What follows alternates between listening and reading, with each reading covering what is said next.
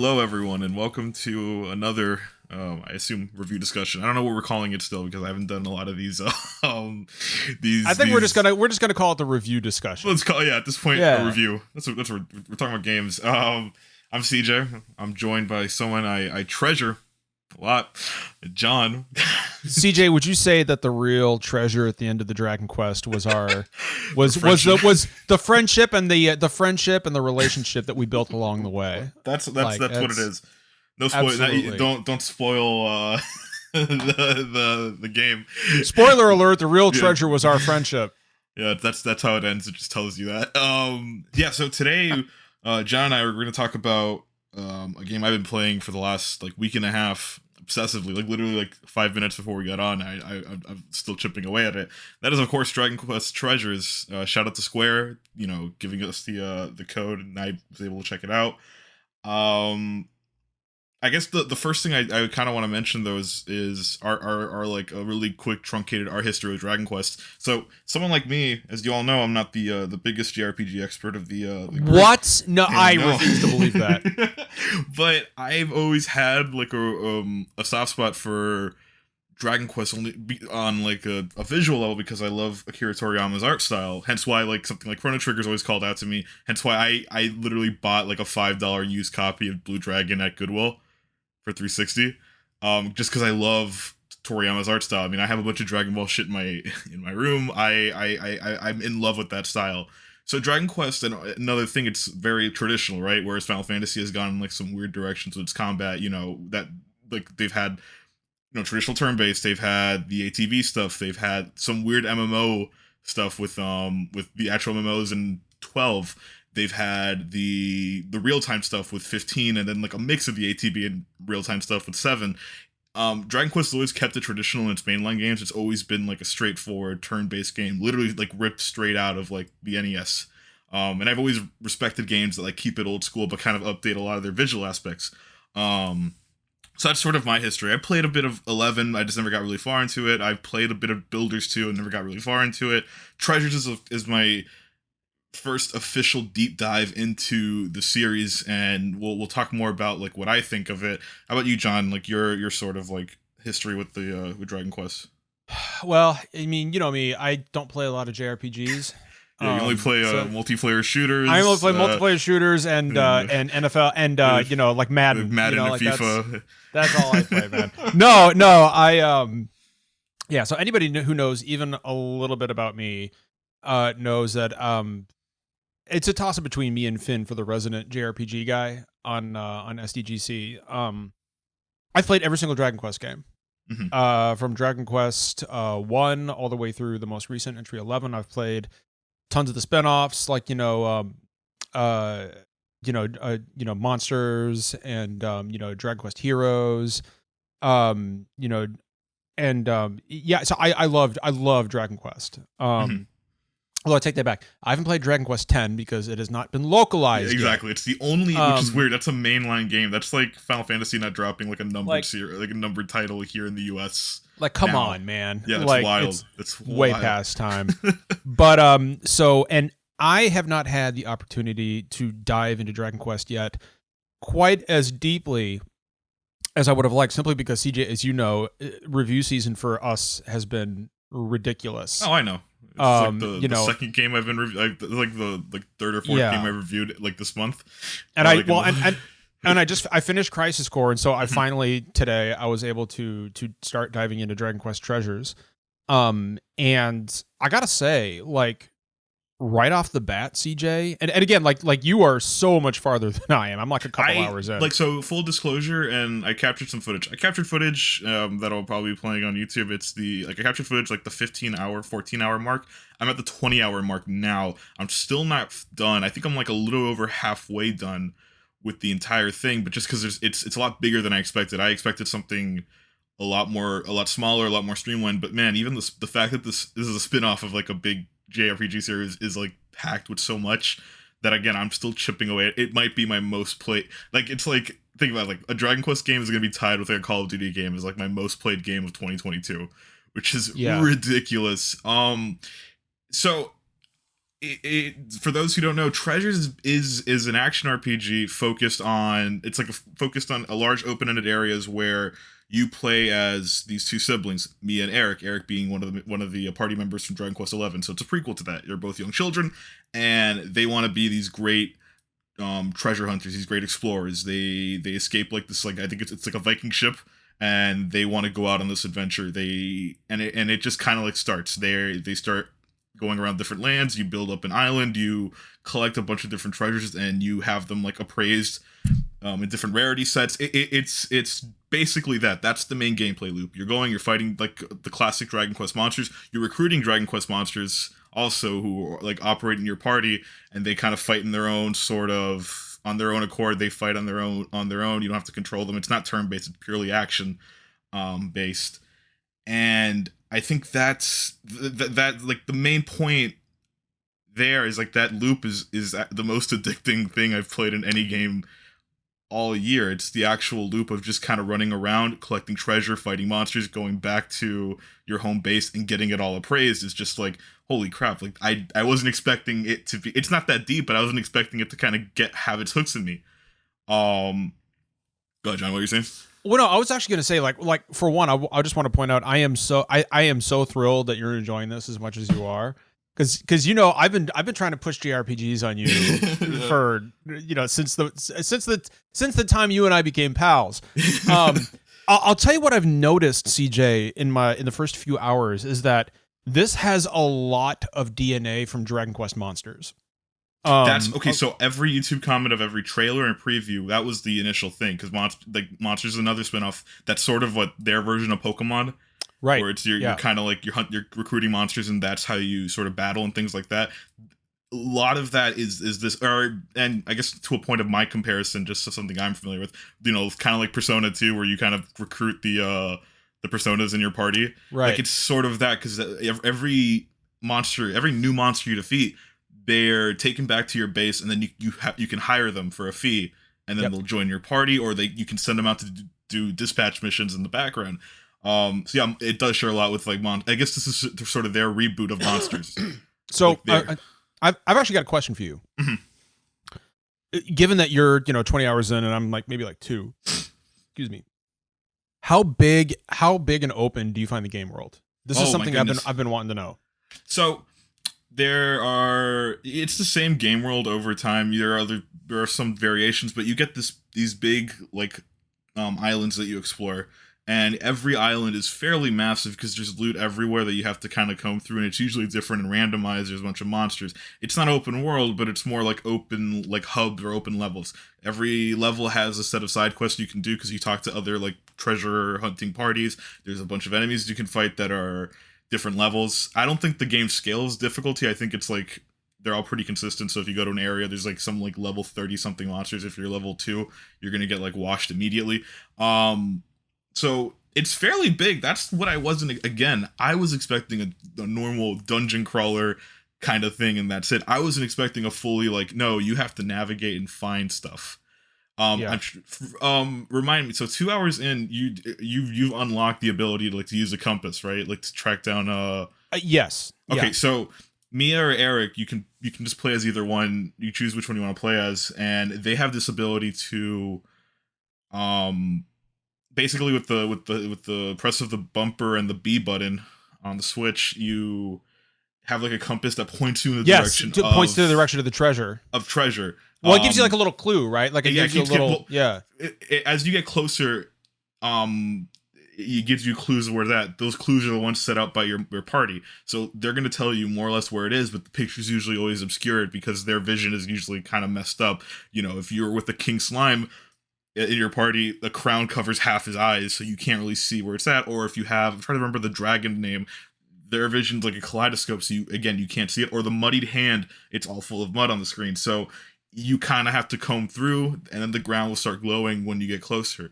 Your party members always tell you, hey, there's treasure around here, but they won't tell you exactly where until you like land on it directly.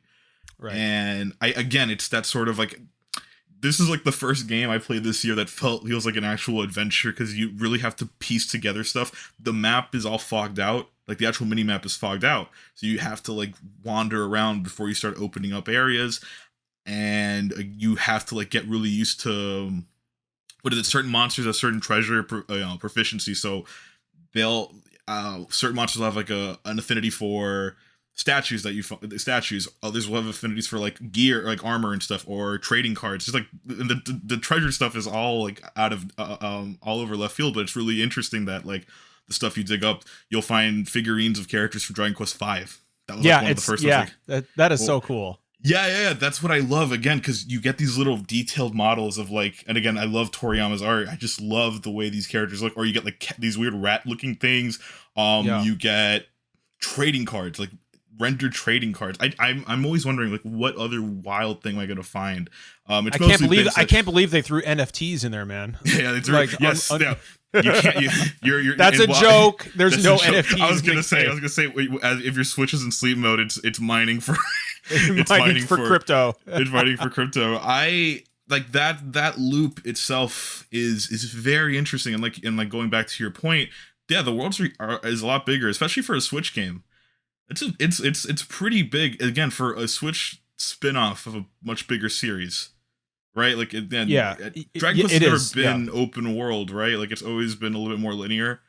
Well, I mean, that's I don't. There's never actually been an open world Dragon Quest, apart from, I guess 10, since it's an MMO. Yeah. But where's 10? But I mean, the structure of most Dragon Quest games is basically like the structure of any traditional JRPG, right? Like you've got this big map, but you slowly expand your horizons out to the outer reaches of the map, right? And you're usually following like a critical path of like, from town to town. Like the town is usually your next like checkpoint, and then you kind of wander off from there. This one doesn't have a structure per se. It's more like, here's a big open-ended area. Find treasure to build up your reputation, or level, or grind for XP, or talk to other NPCs to get side quests, which are usually just fetch quests. They're usually like, or like for example, like one of the main like treasure hunting captains will have you like practicing skills you've used, like calling your party, or using the catapult, which is a slingshot full of little pellets that you can fire at enemies. So a point of, I guess if you're looking for something with more structure, you're not really going to find it, because the game really does just tell you gotta like kind of like level up before you can come back, and then the next bit of story will unlock and things like that. So like I haven't seen much story in this game in 20 hours. It's usually little cutscenes that'll break up some parts. Right. And Well, and I kind of get the sense that like, the story kind of takes a like, look, like Mia and Eric have been thrown into another dimension, and they're looking for treasure. Like that's the characters you're introduced to, they have their own agenda, and they're like, oh look, we'll help you look for treasure, but we gotta like do this thing if you we'll help you if you can help us with this. It's not the deepest thing, but it's like it's good. It's a good way to like kind of like set the mood and like set the tone of like everything. Right. Again, it's like this really over the top like thing. A lot of the characters are like these weirdos, but I love them. I'm trying to think what the combat itself isn't very deep. It's simple. I mean, it's super simple. That's like one of my main issues with that, because you do a lot of fighting. You do a lot of fighting in the game, so it's really just tapping the attack button over and over again. And it's also not super challenging. No, not at all. Which I kind of did. I think that's like the I think that's proper. Yeah, I'm not complaining about that. Exactly. Where it's just like, it's not super deep, but it's not challenging either. So you're not feeling like you're slogging through. You're just kind of like, I never ever walk past an enemy thinking, oh shit, I gotta fight. I'm more like, okay, here's an easy opportunity for me to grind. Let me just get. Well, and that's the thing is like, I didn't go into this wanting a Dark Souls experience or like an Elden Ring experience. Like I want to look for treasure. Yeah, exactly. And I think that's the great part. It's very like, its tone is so much lighter. Again, it's just all about this like big epic like adventure, but it's more intimate. It's a lot smaller scale, because again, it's just about these two kids who want to find treasure. I love the format of it, again, and maybe it's just my bias because I just bought an OLED Switch and I've been like obsessed with it. It's the only console I've been using lately. So it's a very colorful game. It is, and it's cel shaded like 8. Oh, that's the thing. It reminded me a lot of Dragon Quest 8, like the way it looked, because it's cel shaded. I know 11 sort of had it with the Switch port, but this looks you could tell like, oh, this is like them going all in on that right. style. Well, and also, dude, like so that's another thing, CJ, is that when this was announced, I was afraid. I was like, this looks like a lot of fun, but it's not going to run well. It runs great.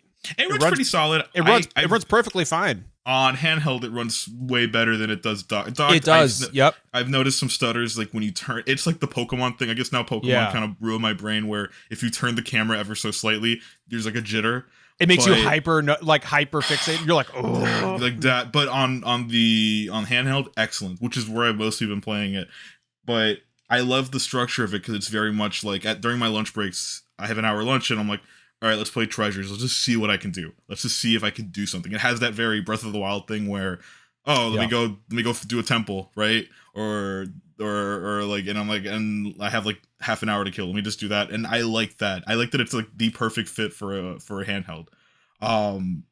Which I guess is why like they picked it for Switch. I think they understood that like this is the perfect kind of experience on a handheld system. Exactly. And it's funny, like I say that it's like the perfect pick up and play for like a few minutes, but I've like literally drowned. What is like I spent like the last couple nights playing like 5 hours a night, like which is like wild to me. I'm like, oh, it not of anything. I wasn't even trying to rush for the review. It's more like, oh, I just can't stop with this loop of like. So did this surprise you, CJ? Like, were you not expecting to be as hooked? Like, were you not expecting this game to get its hooks into you as strongly as it did? It's funny because when we were talking, what is it in the, not to get too into like inside baseball, but we were kind of talking about the slate of Square Enix stuff, right?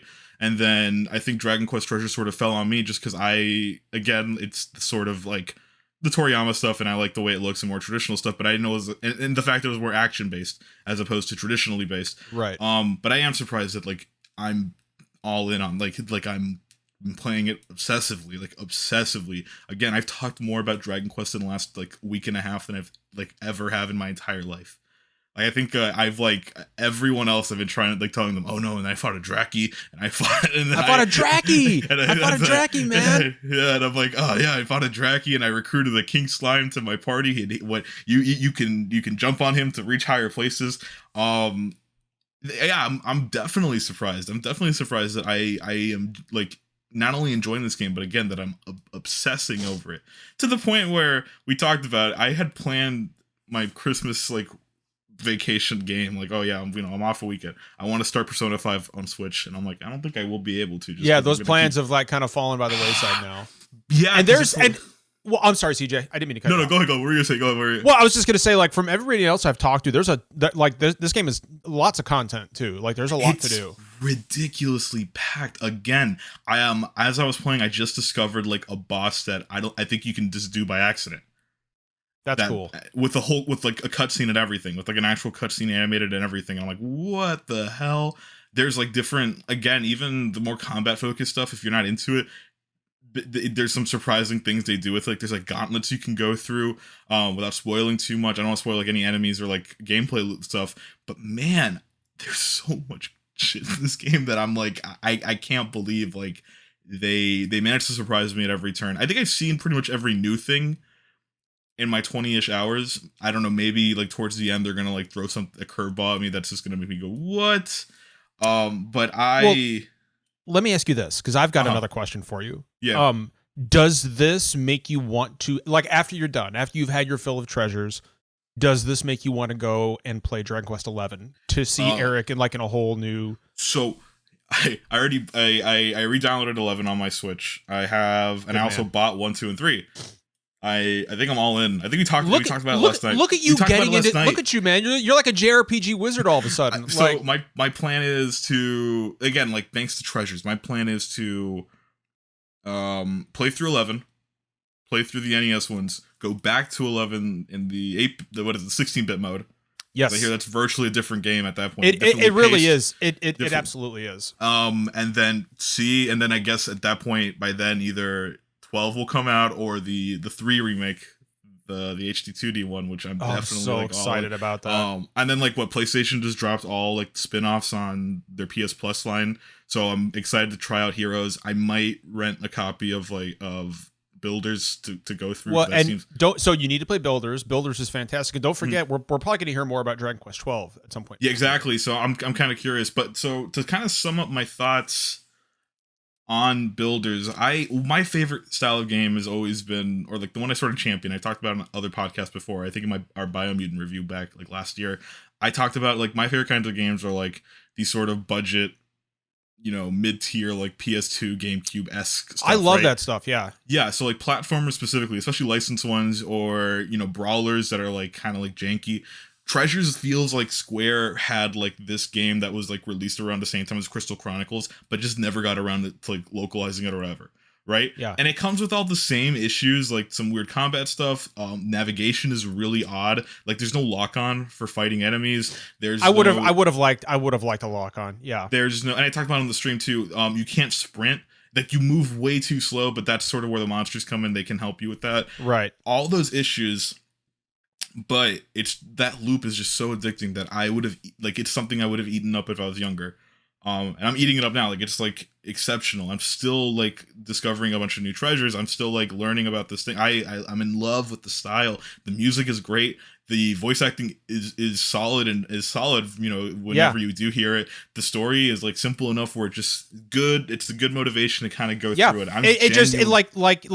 The story is there to just push you along. It's the perfect game for like the holidays. It's like the most coziest it's a comfort great food. CJ, it's a great game to sit on the couch like under a blanket with a cup of something hot.